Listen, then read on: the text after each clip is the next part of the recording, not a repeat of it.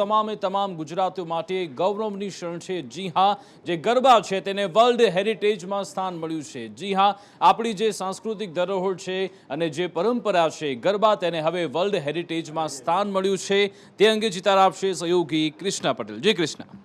જી બિલકુલ વિકાસ ઇનટેન્જિબલ cultural heritage એટલે યુનેસ્કોની આ અમૂર્ત વિરાસતમાં ગરબાને સ્થાન મળ્યું છે અને આ ખરેખર ખૂબ જ પ્રતિષ્ઠા કહેવાય, ગુજરાત માટે ગર્વની વાત કહેવાય, કારણ કે આપણને ખબર છે કે ગુજરાતીઓને સૌથી પ્રિય ગરબા હોય છે અને આ 15મું આવું પ્રખ્યાત પ્રતિષ્ઠિત જે 15મો હેરિટેજ મળ્યો છે ભારતને, ઇન્ટેન્જિબલ અમૂર્ત પ્રતિષ્ઠિત વારસો, એમાં ગરબાએ સ્થાન મેળવ્યું છે। કિશન રેડ્ડી, કેન્દ્રીય સંસ્કૃતિ મંત્રી કિશન રેડ્ડીએ આ જાણકારી આપી છે અને એમણે એમ કહ્યું કે ગરબા એ શેનું પ્રતીક છે? સામાજિક સમાવેશિતાનું પ્રતીક છે, સામાજિક સમાનતાનું પ્રતીક છે। આ તમામ બાઉન્ડ્રી, તમામ મર્યાદાઓથી પાર છે, તમામ સીમાઓને ભેદીને ગરબા સમગ્ર વિશ્વમાં પ્રખ્યાત છે અને નરેન્દ્ર મોદીએ જે પ્રયાસ કર્યા હતા તેનું પરિણામ આપણને મળ્યું છે। બિલકુલ, એટલે ઘણા જે પ્રયત્નો હતા તેનું પરિણામ હાલ મળ્યું છે। આપણે સુરતથી અમારા સંવાદદાતા મનીષ પરમાર પણ અમારી સાથે લાઈવ જોડાઈ ગયા છે। મનીષ, કેટલી આ ગૌરવની ક્ષણ લોકો માટે, લોકો તરફથી હાલ કેવી પ્રતિક્રિયા આવી રહી છે આ વર્લ્ડ હેરિટેજમાં સ્થાન મળ્યા બાદ? जी बिल्कुल विकास, गुजरातीनी ओळख गरबाथी थाय छे अने आ गरबाने वर्ल्ड हेरिटेजमां नाम मळ्युं छे त्यारे सौ कोई गुजराती गर्व अनुभवी रह्या छे। त्यारे गरबा रसियो आपणी साथे छे, તેમની સાથે વાત કરીશું। બેન, વર્લ્ડ યુનેસ્કોમાં ગુજરાતીના ગરબાને સ્થાન મળ્યું છે, શું કહેશો, કેટલી ગર્વની વાત?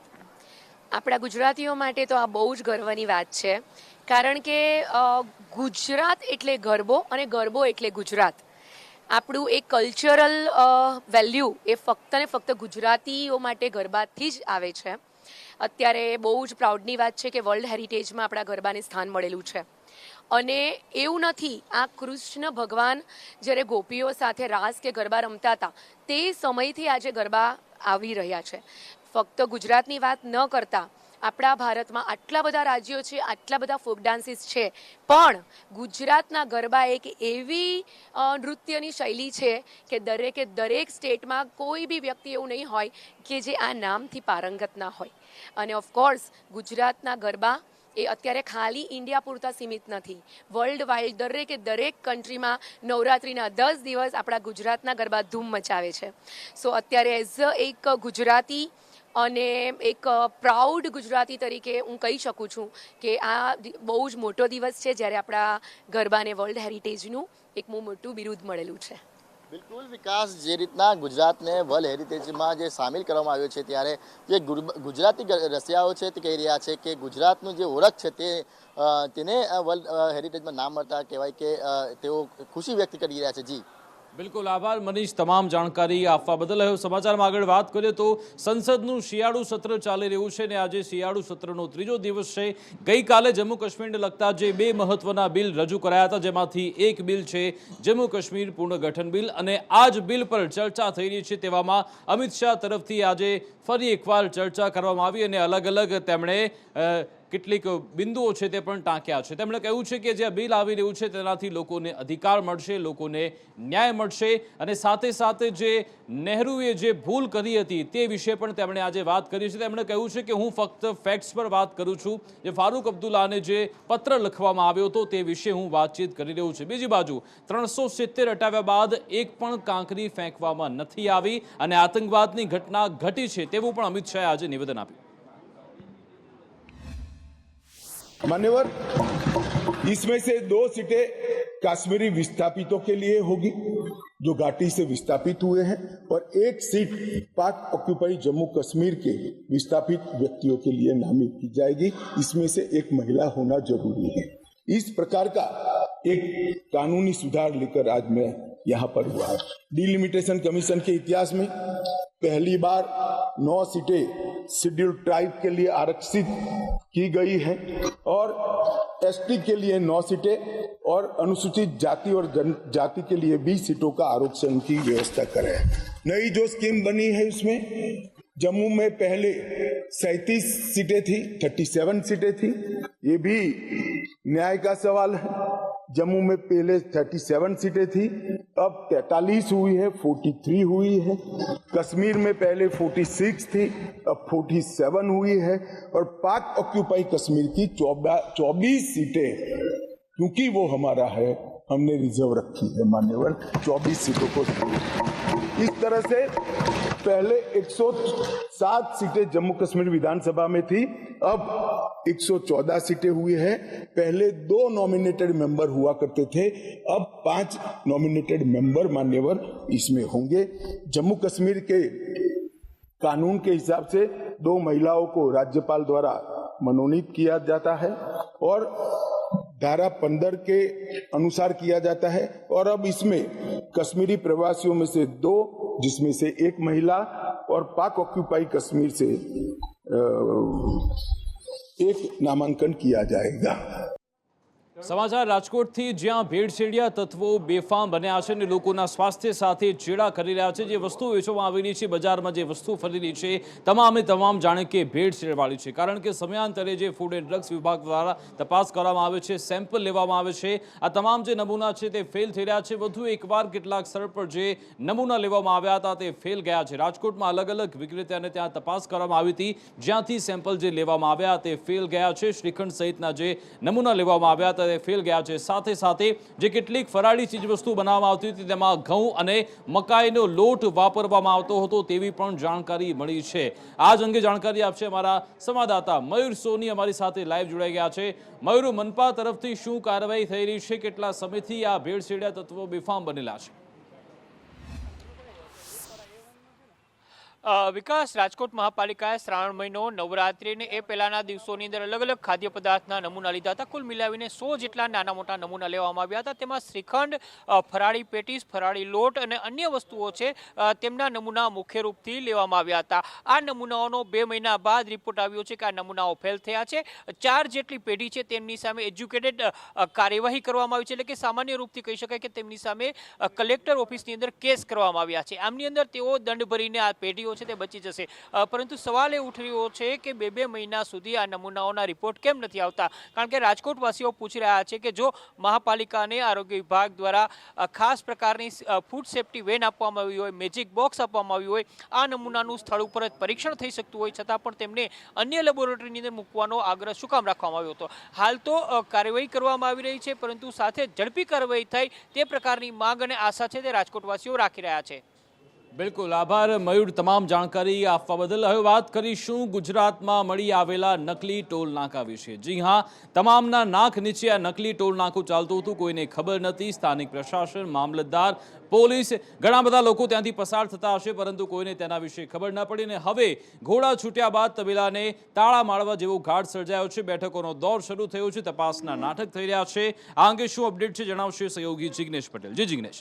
વિકાસ, સૌથી મહત્વની વાત એ છે કે ટોલ ટેક્સથી 100 મીટર પહેલાં એક રસ્તો ટોલ ટેક્સ બાયપાસ કરવા માટે બનાવ્યો હોય અને ટોલ ટેક્સના કર્મચારીઓને આ વાત ખબર ના હોય અથવા તો સત્તાધીશોને આ વાત ખબર ના હોય તે માનવું અશક્ય છે। કારણ કે અન્ય રાજ્યોમાંથી આવતા ટ્રક ચાલકોને જો તે રસ્તા વિશે ખબર હોય અને સ્થાનિક પોલીસ, સ્થાનિક પ્રશાસન, સ્થાનિક લોકોને જો આ વાતની ખબર નથી તો તે વાત માનવી ક્યાંક વિક્ષેપ ભરી છે અથવા તો તેમાં કંઈક ભૂલ ભરેલી છે તે વાત માનવી જરૂરી છે। બીજી તરફ આજે એક મિટિંગ મળી હતી આ બોગસ ટોલ ટેક્સને લઈને કે જેના અંદર સ્થાનિક પ્રશાસનના તમામ અધિકારીઓ હાજર રહ્યા હતા, જેમાં નેશનલ હાઈવે ઓથોરિટીના અધિકારીઓ, મામલતદાર અને સાથે સ્થાનિક પોલીસના અધિકારીઓ પણ આ બેઠકમાં જોડાયા હતા। અને ત્યારબાદ તમામે તે સ્થળની વિઝિટ કરી કે આખરે આ બનાવટી ટોલ ટેક્સ ચાલતું હતું કેવી રીતે રસ્તો બાયપાસ કરાવવામાં આવતો હતો અને હવે કદાચ આગામી સમયમાં આ જે બનાવટી ટોલ ટેક્સ હતું તેને તાળા મારવામાં આવે અથવા તો તે રસ્તો બંધ કરવામાં આવે તેવી પણ શક્યતાઓ જોવાઈ રહી છે। પરંતુ સૌથી મોટી વાત એ છે કે જેણે સરકારી તિજોરીને નુકસાન પહોંચાડ્યું છે, જે લાખો કરોડો રૂપિયા જે લોકો લઈ ગયા છે તેને કેવી રીતે વસૂલ કરશે, તે પાછા સરકારી ખજાનામાં કેવી રીતે આવશે, તે સૌથી ગંભીર અને મોટો પ્રશ્ન રહેશે।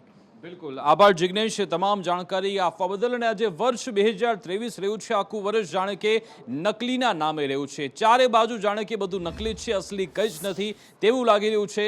નકલી હળદર, નકલી તેલ, આ બધી વસ્તુઓ વારંવાર મળતી આવે છે। નકલી સીએમઓ અધિકારી મળી આવ્યો, નકલી પીએમઓ અધિકારી મળી આવ્યો અને હવે નકલી ટોલ નાકું પર જે છેલ્લે બાકી રહ્યું હતું તે પણ મળી આવ્યું છે। ચારે બાજુ જાણે કે બધું નકલી જ નકલી છે। થોડા સમય પહેલા ખેડામાં પણ આપણે જોયું હતું કે નકલી હળદરની ફેક્ટરી ઝડપવામાં આવી હતી। ઘણી બધી જગ્યાએ નકલી સફાઈ પણ કરવામાં આવતી હતી, તે પણ આપણે આણંદમાં જોયું। મોરબીમાં તમે જોઈ રહ્યા છો કે છેલ્લા ઘણા સમયથી એ નકલી ટોલ નાકું ચાલી રહ્યું હતું, જેને પણ ઝડપવામાં આવ્યો છે। સવાલ છે કે તમારી આજુબાજુ જે ચીજ વસ્તુ છે શું તે અસલી છે ખરા, તે તમારા મનમાં સવાલ આવતો જ રહેશે, કારણ કે ચારે બાજુ નકલીનો કારોબાર ફોલ્યો ફાલ્યો છે।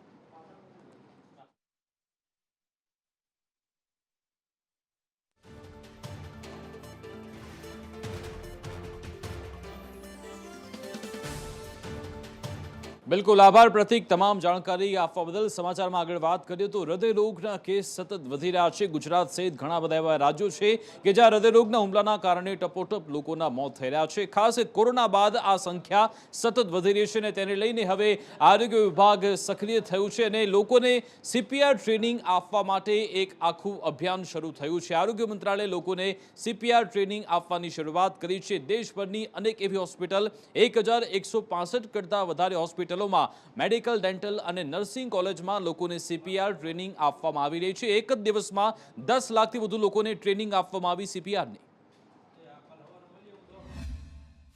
ये है कि सेफ होना चाहिए सीन, ऐसा ना हो कि उनको देने के चक्कर में कहीं आग लग रही हो, बिजली का झटका हो।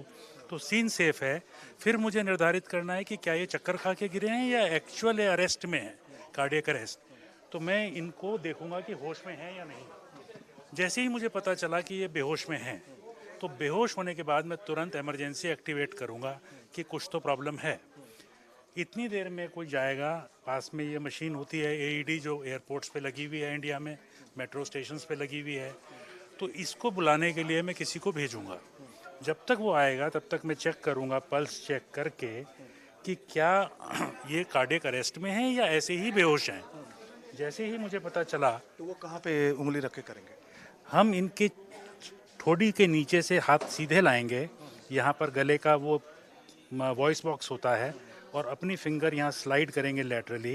तो मैं नॉर्मल पल्स आपको जनरेट करके दिखाता हूँ। इसमें देखिए, कल्प करिए, ये आपको पल्स फील हो रही है, आर्टिफिशियली हम जनरेट कर रहे हैं।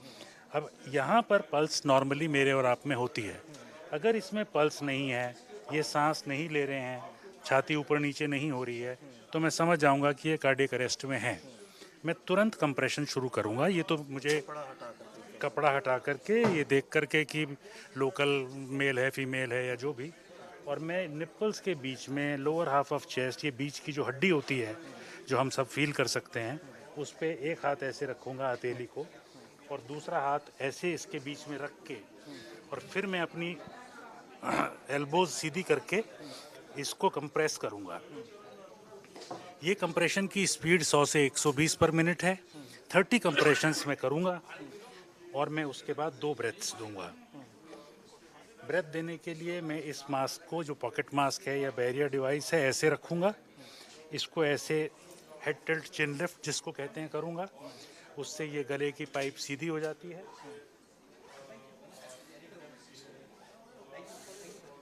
मैं 2 सांस दूंगा, तो 30 कंप्रेशंस और 2 ब्रेथ्स देने के बाद मैं ये प्रोसेस रिज्यूम करके चलाता रहूँगा। तब तक मेरे पास AED आ जाना चाहिए पास।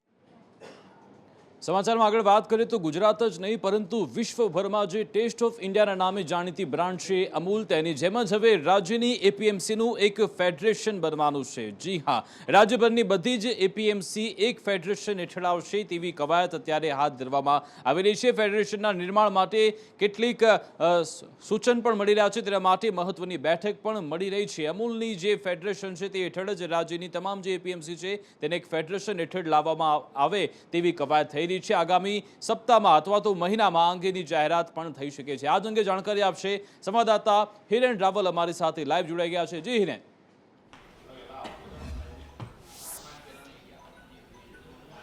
જો રાજ્યમાં જે પ્રકારે અલગ અલગ જિલ્લા સહકારી દૂધ ઉત્પાદક સંઘોનું એક ફેડરેશન બનાવવામાં આવેલું છે અમૂલના નામથી, એ જ પ્રકારે હવે રાજ્યમાં અલગ અલગ જિલ્લાઓમાં આવેલી તમામ APMC છે એ APMC પણ એક બેનર હેઠળ આવે એ પ્રકારની તૈયારી રાજ્ય સરકારે શરૂ કરી છે। અમૂલની જેમ આ APMC માટે પણ એક નવું ફેડરેશન બનાવવામાં આવશે। આ ફેડરેશનનું મુખ્ય મથક ગાંધીનગર રહેશે અને આગામી 1 થી 2 મહિનાની અંદર રાજ્ય સરકાર સત્તાવાર રીતે એની જાહેરાત કરશે। ફેડરેશનની એક મહત્વની બેઠક મળી હતી અને બેઠકની અંદર આ પ્રકારના નિર્ણયો લેવા તરફ રાજ્ય સરકાર જઈ રહી છે। ફેડરેશનમાં ભાગીદાર થવા માટે આ APMCના ચોક્કસ પ્રકારનું ટર્નઓવર વગેરેના નિયમો છે એ પણ બનાવવામાં આવશે। ચૂંટણી પ્રક્રિયા પણ એની અંદર રહેશે।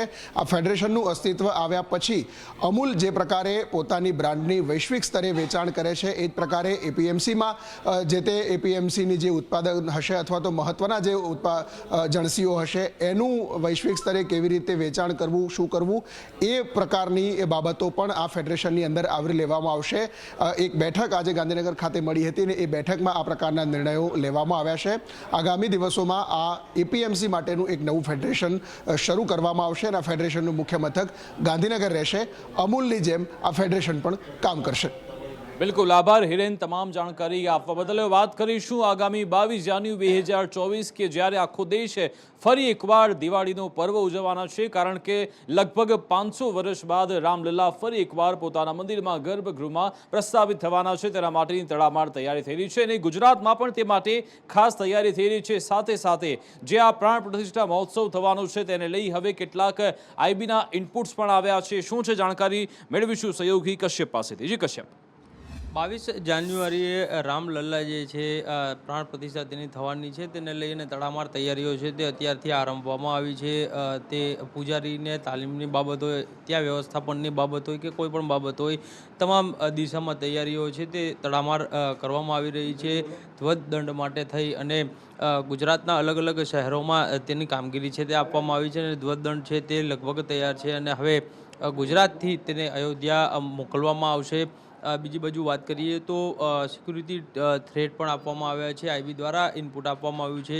6 ડિસેમ્બરના રોજ બાબરી ધ્વંસ જે છે તે થયું હતું અને તેના કારણે કેટલીક જગ્યાએ આતંકવાદી હુમલા થઈ શકે છે તેવી એક માહિતી જે છે તે તપાસ દરમિયાન મળી હતી. જૂના જે આતંકવાદીઓ પકડાયા છે તેની પૂછપરછ દરમિયાન આ ઇનપુટ્સ મળ્યા હતા અને તેના કારણે એલર્ટ છે તે આપવામાં આવ્યું છે. તેને લઈ અને સિક્યુરિટી એજન્સી છે તે એલર્ટ થઈ ગઈ છે. સાથે જ મંદિરની આસપાસનો વિસ્તાર છે, અયોધ્યા વિસ્તાર જે છે તેમાં પોલીસ દ્વારા ચુસ્ત બંદોબસ્ત રાખવામાં આવ્યો છે અને કોઈપણ પ્રકારે અનિચ્છનીય બનાવ ના બને તેના માટે થઈ અને દેશભરમાં આ એલર્ટ જાહેર કરવામાં આવ્યું છે.